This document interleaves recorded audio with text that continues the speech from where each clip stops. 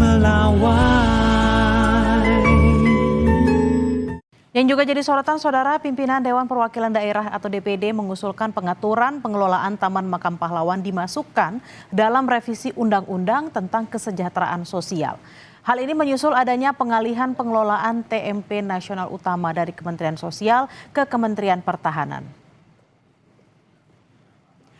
Kesepakatan pengalihan pengelolaan Taman Makam Pahlawan Nasional Utama ini akan menjadi bagian dari bahan legislasi yang dilakukan DPD dalam proses perubahan regulasi.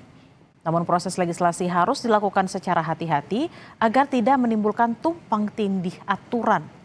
Sementara Wakil Menteri Pertahanan Doni Hermawan menambahkan pengalihan pengelolaan ini akan memperkuat pemanfaatan TMP sebagai ruang edukasi kebangsaan.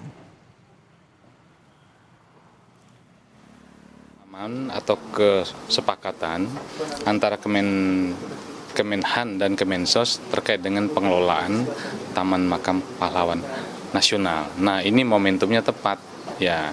Secara prinsip ya tentu kita pertama menerima dengan baik, kemudian sebagai bagian dari Parlemen Indonesia yang memang punya legal standing mengajukan rancangan undang-undang ya, dan itu memang sudah masuk dalam long list kami ya, revisi Undang-Undang Kesejahteraan Sosial.